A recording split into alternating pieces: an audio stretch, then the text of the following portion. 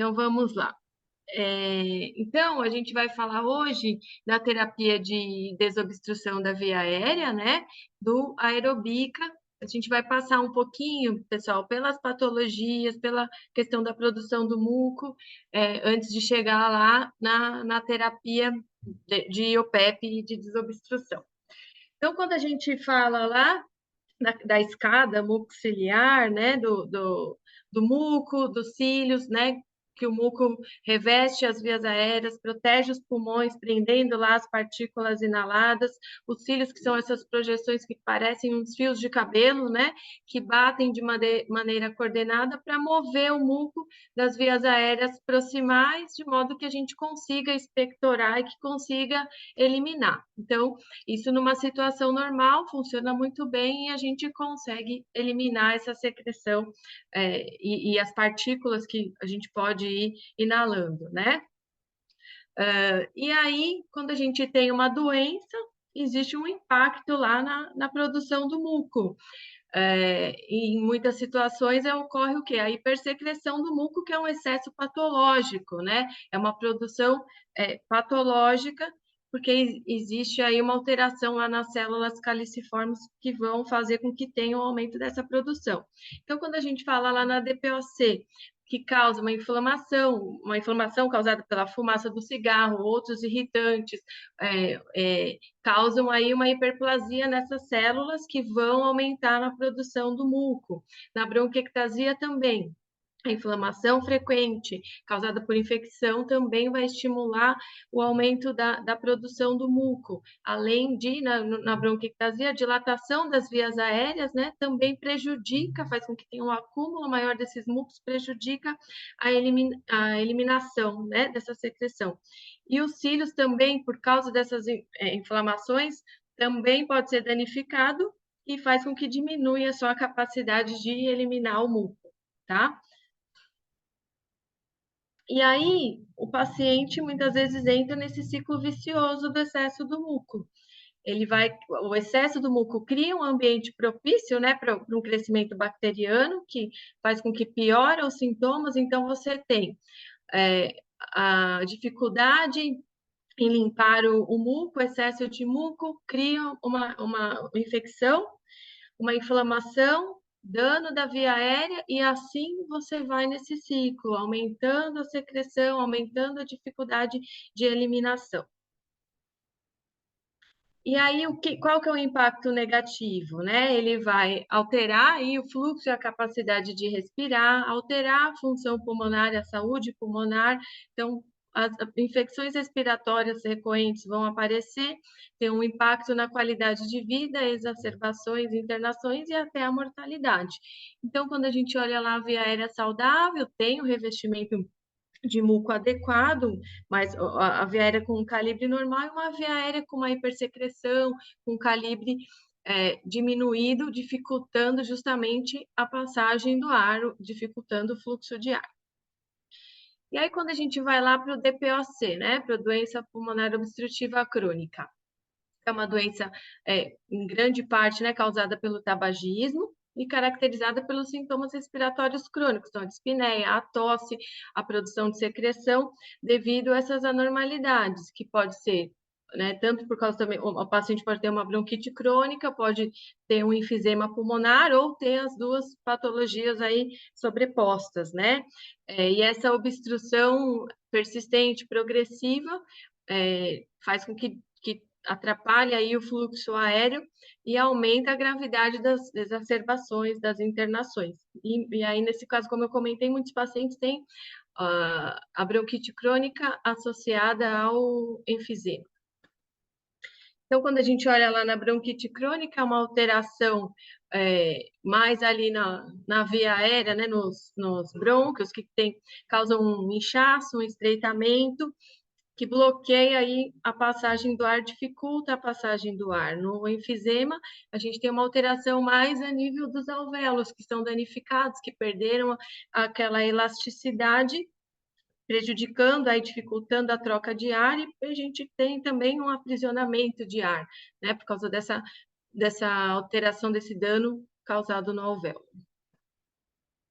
E aí os sintomas da DPOC, a falta de ar, tosse crônica com muco, né, com secreção, que pode ser claro, pode ser amarelado ou esverdeado aí quando ele está mais infectado.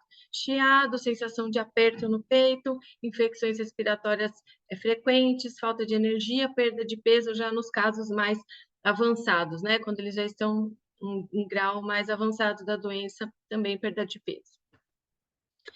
E aí, quando a gente olha para o DPOC, que atinge aí cerca de 392 milhões de pessoas no mundo, em 2019, essa estatística que 3,2 milhões de pessoas morreram por causa da DPOC, foi a terceira principal causa de morte em todo o mundo, é um impacto bem grande, né?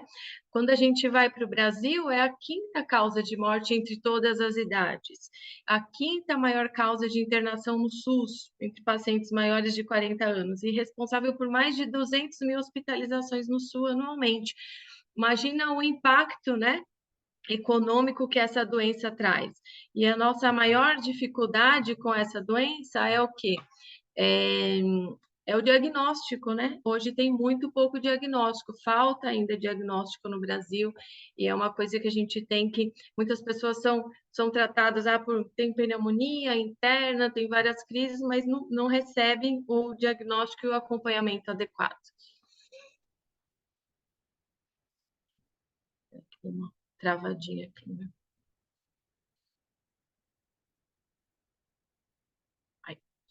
E aí, o DPOC, a gente, como ele tem as exacerbações recorrentes, a gente fala que o período crítico desse paciente é o período pós-exacerbação. Então, os 30 dias depois de uma exacerbação, hoje consideram um período crítico. Por quê?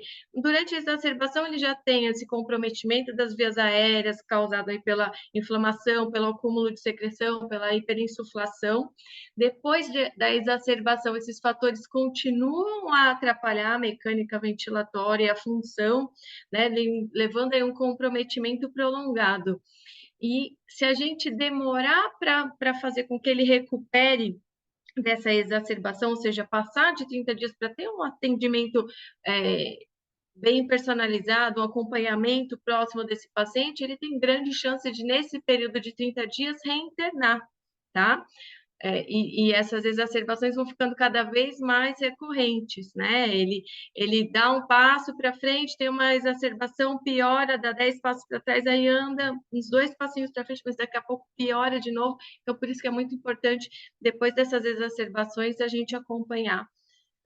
E qual que é a maneira mais simples de reduzir as internações hospitalares, né, do DPOC? É prevenir essas exacerbações. E aí, né, as diretrizes, uma das diretrizes do manejo do paciente DPOC, que a gente fala é o tratamento não farmacológico, né, que é um tratamento complementar ao tratamento farmacológico e deve fazer parte aí do tratamento abrangente da DPOC. E aí que a gente entra, né? Nós fisioterapeutas entramos nessa parte. Quando a gente vamos falar um pouquinho da bronquiectasia, né? Então, uma doença respiratória crônica também, caracterizada por tosse crônica, produção persistente de muco, infecção brônquica e exacerbações. Radiograficamente, aí ele é caracterizado por essas dilatações anormais aí das vias aéreas, né? A gente vê aqui bem na imagem um indivíduo com bronquiectasia. Ocorre principalmente aí nos lobos inferiores do pulmão, né, uma normalidade estrutural da parede brônquica. E aí esse alargamento, né, dos brônquios ocorre por causa da destruição aí da elastina e faz com que acumule aí secreção, muco nessas dilatações e aí possibilitando infecção recorrente, né?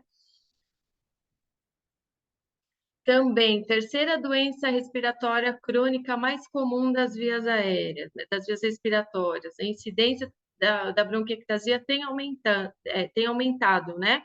E a prevalência aí aumentou cerca de 40% nos últimos 10 anos. E muitos casos, de 20% a 60%, o paciente pode ter a sobreposição também das doenças, então da DPOC e a bronquiectasia. E aí, as causas são variadas, né? Causas idiopáticas, pode estar relacionada com DPOC, tem questões congênitas, enfim. E tem também lá a bronquiectasia, que é da não fibrose cística, né? E tem também a bronquiectasia dos pacientes de fibrose cística. Então, os sintomas da bronquiectasia, o mais comum é a tosse, né, com excesso de secreção e expectoração. Esses pacientes sofrem muito, até viram um problema social, né, porque é uma tosse constante, né, que incomoda muito e atrapalha muito eles. E a falta de ar, né, devido a esse impacto aí da obstrução do fluxo aéreo, acabam não tendo condicionamento, né, físico, condicionamento ao exercício, então, e a falta de ar é um dos fatores mais fortes preditores de mortalidade no paciente de bronquiectasia.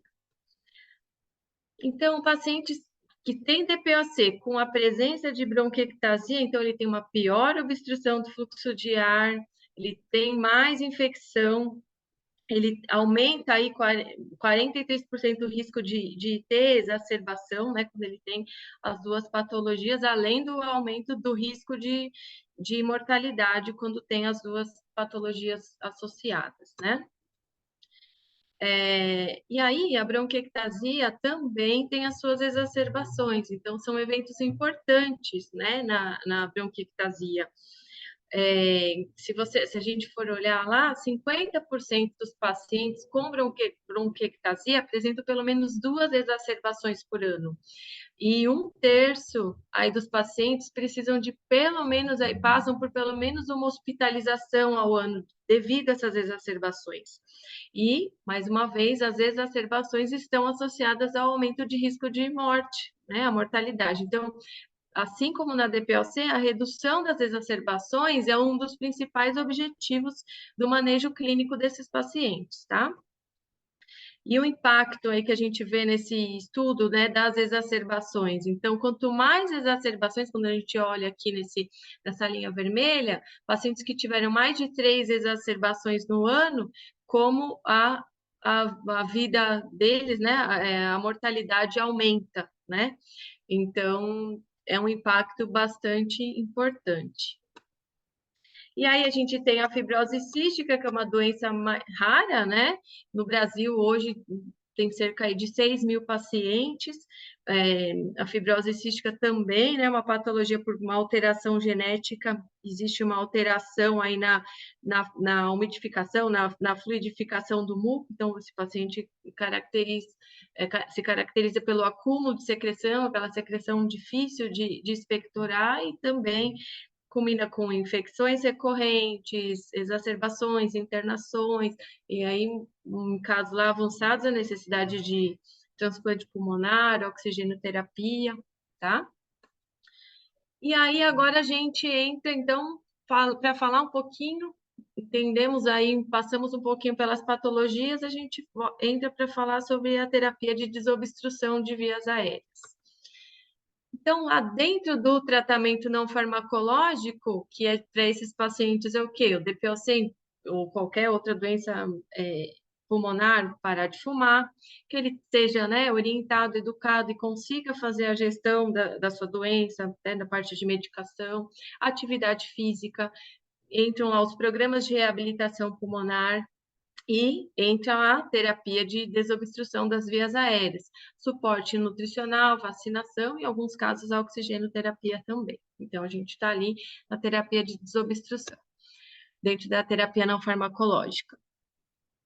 E aí, o que é a terapia de desobstrução? É uma forma, né, um tratamento sem medicamento, projetado para liberar e eliminar esse excesso de secreção que acumula no pulmão, tá?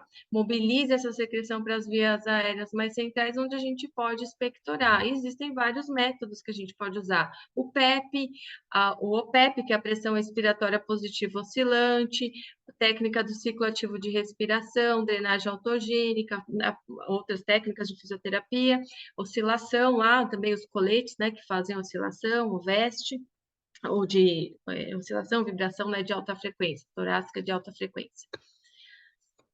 E aí, a OPEP, o que que é? Então, é a pressão expiratória positiva oscilante, né? E vai ajudar a abrir as vias aéreas e eliminar o excesso de secreção.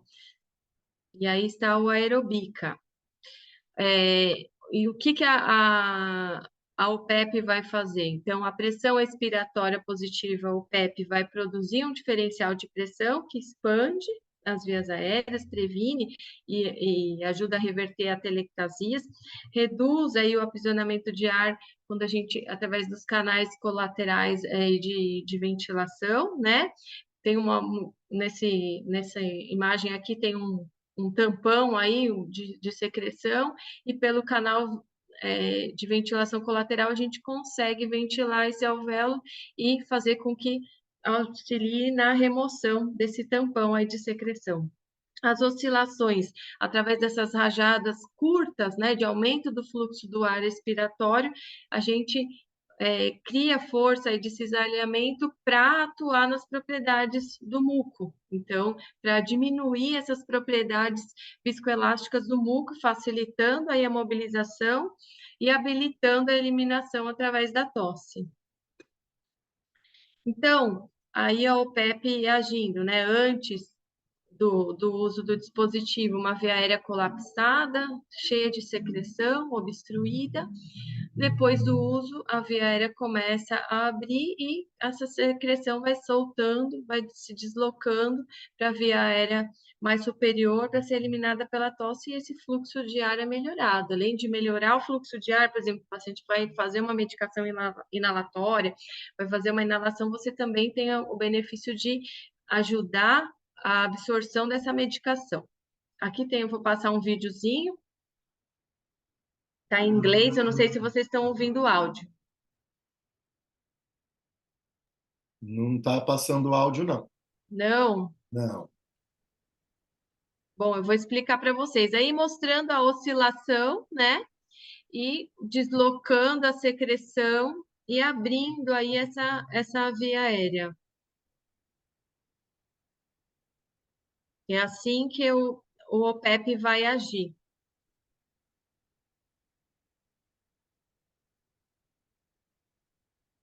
Até sair essa secreção para ir para tossir e eliminar, né? Então é dessa forma.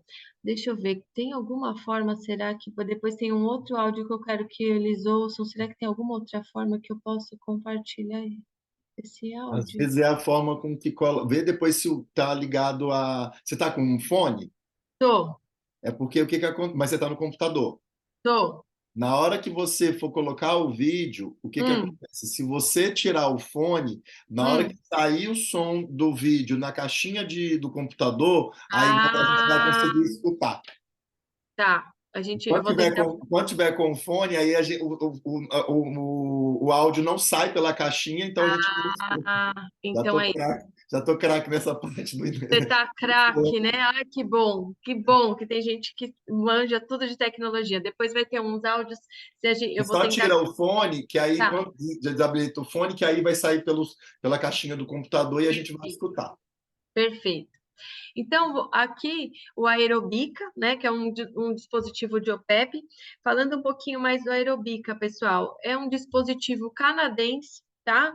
Fora do Brasil, ele já é comercializado há bastante tempo, no próprio Canadá, Estados Unidos, na Europa, mas acabou de chegar aqui para a gente, né? Então, nós recebemos aí em julho, estamos trabalhando aí, divulgando o produto, mas para que vocês conheçam, o fabricante é a Trudel. A Trudel fabrica também toda uma linha de câmaras espaçadoras, de nebulizadores, tá? Mas, por enquanto, no Brasil, o único produto que a gente vai ter disponível é o Aerobica, tá? Vamos passar para o próximo slide. Então, o dispositivo de OPEP aerobica, ele vai ajudar os pacientes DPOC, né, melhorar na falta de ar, tosse, função pulmonar, as exacerbações e hospitalizações. Qual que é os benefícios e diferenciais? Ele é muito fácil de usar, de limpar, ele tem uma resistência ajustável para atender às necessidades aí individuais de cada paciente. Ele trabalha não depende de nenhuma posição para utilizar e para ser efetivo, tá? Aqui, como que a gente vai utilizar o dispositivo? Então, o paciente vai selar, né, aqui a boca, os lábios, né, ao redor do bucal, né, ele tem uma pegada ergonômica, né, o dispositivo encaixa bem e também o paciente consegue usar independente da posição.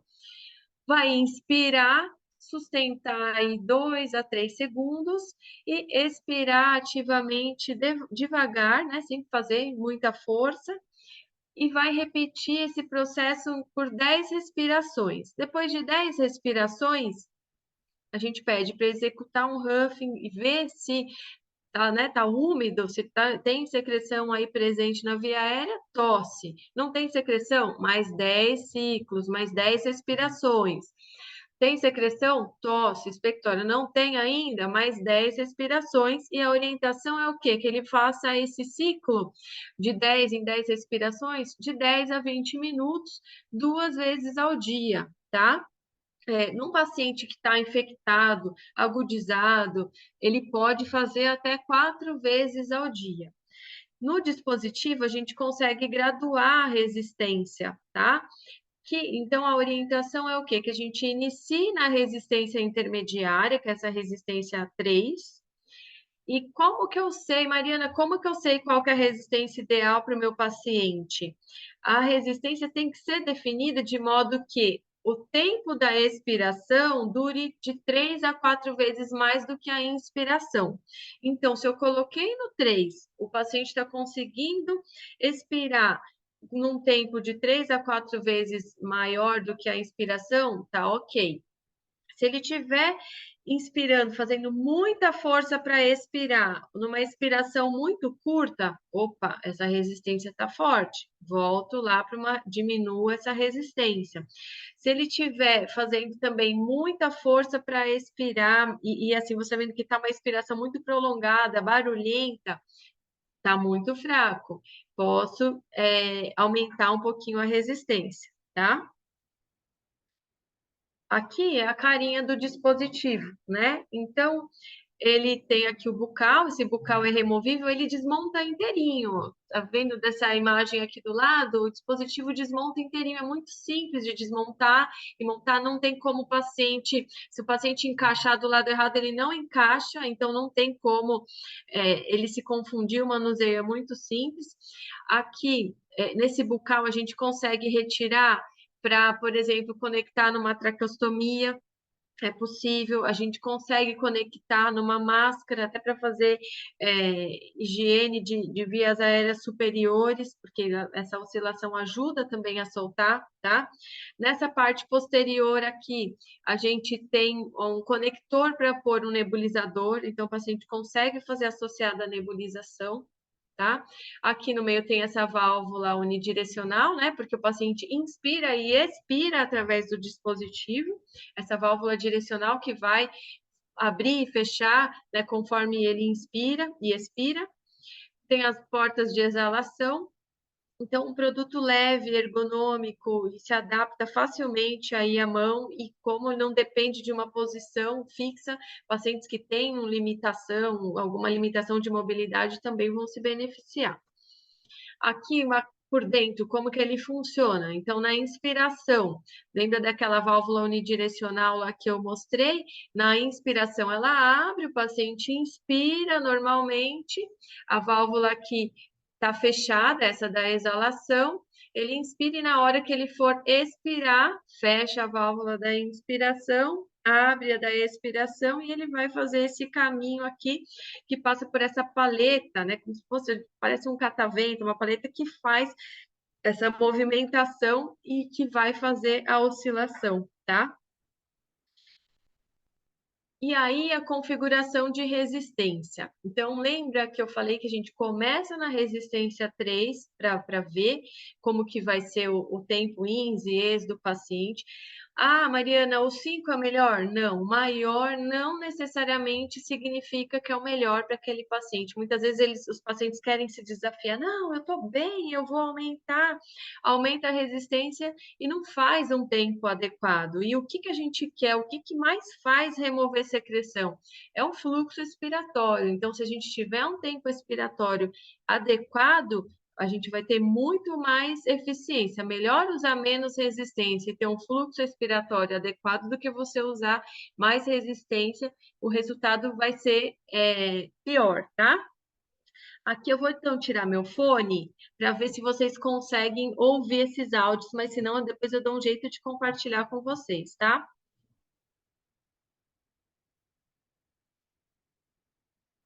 É a técnica correta da expiração. Ver se vocês vão ouvir. Ouve ou não? Dá para escutar um ruído sim, seria isso? Isso. Vê se você ouve o tempo ins e o tempo ex. Vou pôr de novo.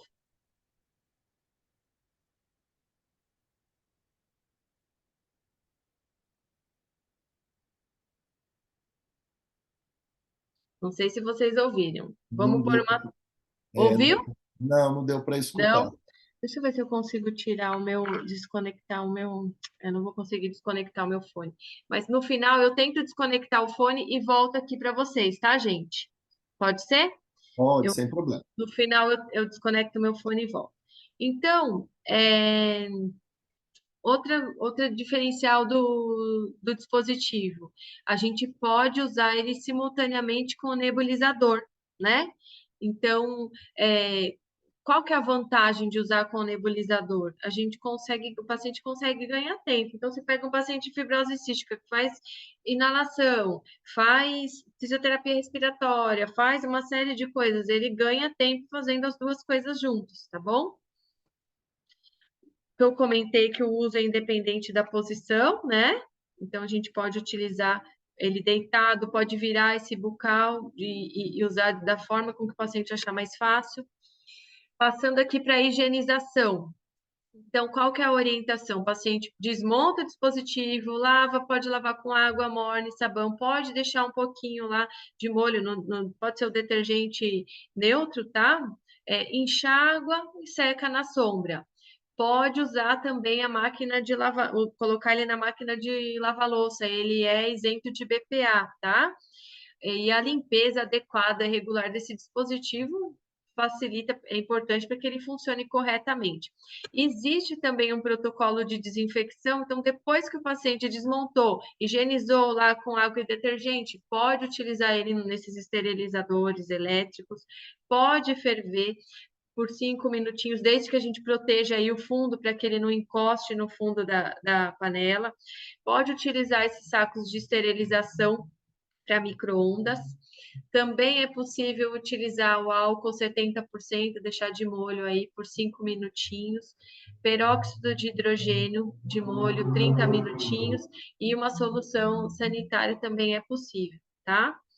Isso assim, o dispositivo, gente, é importante a gente reforçar que ele é de uso único, uso individual. Cada paciente tem o seu, mas como eles podem ter infecções recorrentes e possam querer fazer uma desinfecção, então a gente consegue fazer uma desinfecção também. Nesses não é autoclavável, tá?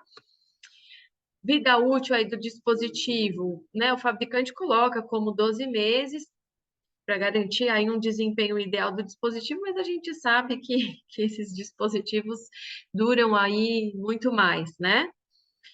E agora, o que é bacana, que eu quero trazer para vocês, é um pouquinho de revisão, né, de evidências. Então, fora do Brasil, existem trabalhos e artigos, que eu vou compartilhar algumas coisinhas aqui com vocês. Depois também, quem quiser, pode fazer contato com a gente manda mais algum material, tá? Para que vocês tenham também. E agora vamos começar a gente fazer coisa aqui no Brasil, né? Que isso é importante também. Então, clinicamente comprovado que ele vai melhorar a ventilação pulmonar, melhorar a função pulmonar, melhora da qualidade de vida e reduzir as exacerbações, tá? Aqui, esse estudo, eles fizeram com uma ressonância magnética hiperpolarizada. Então, antes, né, o paciente DPOC, tá? Com cuidados básicos aí, a gente vê algumas áreas aqui que não tem uma intensidade, essa menor intensidade da cor azul ou mais escurecida, mostra que são áreas que estão mais colabadas, com baixa ventilação. 3 a 4 semanas depois de uso, mais os cuidados básicos, né? Então, aerobica mais os cuidados básicos, como a gente conseguiu abrir aí mais áreas de ventilação no pulmão, tá? Depois de 3 a 4 semanas. Esses pacientes também um outro estudo feito com DPOCs, e eles tiveram também, depois de 3 a 4 semanas de uso, melhora da função pulmonar. Então, eles ganharam aí em torno de 6% de capacidade vital forçada, cerca de 200 ml, tá? E aqui, quando a gente fala da qualidade de vida, né? Também paciente DPOC, um grupo, né, que usou depois de 3 a 4 semanas foi reaplicado o questionário e eles pontuaram 4 pontos a mais, né, 64% aí pontuaram mais do que a resposta do questionário anterior. O CAT também, 8 semanas depois, 62% dos pacientes também tiveram uma pontuação melhor no questionário de qualidade de vida. E redução das exacerbações. Então, pacientes, lembra que eu comentei com vocês que o período crítico do paciente DPOC é nos 30 dias depois de uma exacerbação. Então, esses pacientes tiveram uma exacerbação, o grupo controle não utilizou a aerobica e o outro grupo usou a aerobica, também por 3 a 4 semanas. O grupo que utilizou a aerobica nesses 30 dias pós-exacerbação teve uma redução de exacerbação, né, 28% menos do que o grupo controle. Aqui, para que a gente entenda, né, quando a gente falou lá dos custos, do que a DPOC representa para a gente, né, já nos Estados Unidos, já no Canadá, eles têm estudos, né, de custo-efetividade que apoiam o uso do dispositivo como um complemento aí para os cuidados habituais para tratar esses pacientes DPOC pós-exacerbação. Aqui nos pacientes de bronquiectasia, então, a mesma coisa, uma ressonância para mostrar aí melhora de ventilação. Então, essa primeira parte aqui de cima, pré-OPEP, né? E pós-OPEP, que teve aqui um pouco, quando aumenta a intensidade do azul, é que melhora um pouquinho a ventilação. E para paciente também de bronquiectasia, então eles compararam, né, para ver se eles sentiram melhoras significativas na remoção de secreção, né, dos pacientes de bronquiectasia. E teve, nesse score, que eles mediram quando diminui a pontuação, significa a melhora, né? Então, no verdinho aqui é pós-aerobica. Esse também para pacientes de bronquiectasia, então o que eles mediram, o que eles referiram, né? Que se sentiram bem, né? Que sentiram que o dispositivo trabalhou bem no pulmão, melhor facilidade para remover secreção, fácil de utilizar e uma satisfação geral aí aumentada com relação ao uso do dispositivo. Aqui para pacientes de fibrose cística, também aí no caso eram crianças, né? Então eles avaliaram o dispositivo num grupo de pacientes pediátricos com fibrose cística. Então, lógico, para esses pacientes o que a gente mais quer é que ele consiga remover mais secreção. Então, aí 63% referiu aí melhora na remoção de secreção, além da questão da facilidade de uso, da qualidade do dispositivo e da satisfação geral de utilizar da experiência, né, com esse dispositivo. E fibrose cística em adultos também, eles fizeram em 9 clínicas diferentes aí de fibrose cística, né? E também alta taxa de satisfação do paciente com fibrose cística. Assim, quando a gente vê esses estudos e a gente vem hoje para a nossa prática clínica, apesar de ser pouco tempo que a gente está trabalhando com dispositivo aqui, a nossa experiência tem sido muito positiva, os feedbacks dos pacientes têm sido muito positivos, e dos fisioterapeutas também, né? De como conseguiu tirar mais secreção desses pacientes. Também aqui, alta satisfação do paciente em utilizar o dispositivo, eles pontuaram algumas coisas mais subjetivas, mas é o quê? A facilidade de retirar o muco, sentindo que podem respirar mais profundo, menos tosse, menos cansaço, dormiram melhor, conseguiam caminhar uma distância maior, sentiam ter mais energia, tá? Mais disposição após o uso do dispositivo. Aqui é falando um pouquinho, um estudo que teve da terapia combinada, né? Então, de utilizar o dispositivo junto com a nebulização. Não, a entrega de medicação é equivalente, não tem uma mudança significativa. A única coisa que a gente percebe aqui, que esse aqui é sem o aerobica, ele teve um pouco mais de deposição de medicação na orofaringe. Esse aqui não, ele teve um pouco menos de deposição em orofaringe, mas a entrega final é bem equivalente. Então, conclui-se o quê? Que o tratamento combinado facilita muito para o paciente, né, a reduzir esse tempo de terapia. Lembrando que para os pacientes de fibrose cística, gente, não é, pulmozyme, não é para utilizar associado à aerobica, é só uma solução salina, ou outro tipo de inalação, tá? Antibiótico, pulmozyme, aí a gente não é recomendado utilizar junto, tá bom? Aqui eu vou compartilhar, é um dispositivo que abre aí para a gente muitas possibilidades de uso. Esse vídeo, quem cedeu aí gentilmente para a gente foi a doutora Etienne, né, que é professora também do Instituto Beta, mas ela, o que que ela fez? Associou o ambu para fazer aí um empilhamento de ar, né, um air stacking, para melhorar esse fluxo inspiratório, para trazer o fluxo ex melhor e conseguir uma remoção de secreção melhor. O áudio acho que não vai vir, mas vai dar para vocês verem funcionando.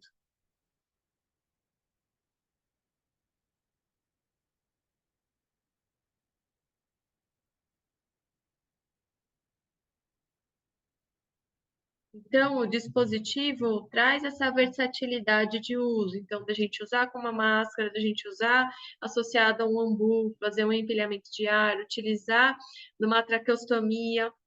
Por ser um dispositivo que não tem nenhum componente metálico, qualquer paciente com fluxo mínimo de 10 litros por minuto consegue disparar o mecanismo, viu, gente? Vou passar aqui. Aí aqui é que, né, existe, né, realmente a recomendação do Gold, né, para o DPOC, as técnicas, né, de remoção de secreção, né, então existe essas recomendações também para bronquiectasia, né, na sociedade, o IAS recomenda as técnicas lá de oscilação. Aqui também nos consensos que a gente tem, né, também tem a recomendação do OPEP para esses pacientes. E vamos comparar ele um pouquinho com o que a gente tem no mercado, existem alguns estudos também, tá? Os dispositivos não são iguais. Então, por quê? Porque mecanismos de ação diferentes, né? Um dispositivo funciona de uma forma, o outro funciona de outra forma, e logicamente que isso vai trazer resultados diferentes, tá? Existe essa variação nas oscilações e na pressão positiva que cada dispositivo usa. O AirPhysio a gente não tem aqui no Brasil, mas é que ele entrou num comparativo, tá?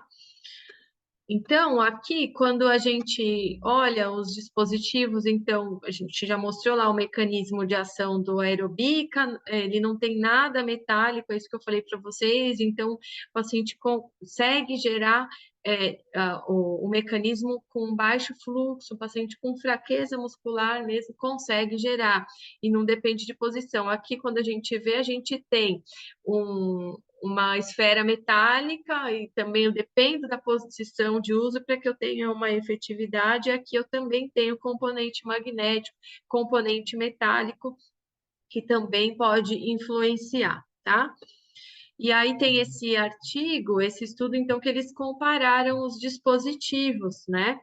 E a aerobica se mostrou mais eficiente, por quê? Porque ele conseguiu manter um pico de pressão mais alto e amplitude de oscilação, né? Maiores oscilações que ajudaram a criar mais força para limpar os pulmões. Então, por isso que ele se mostra mais eficiente comparado aos outros dispositivos, tá?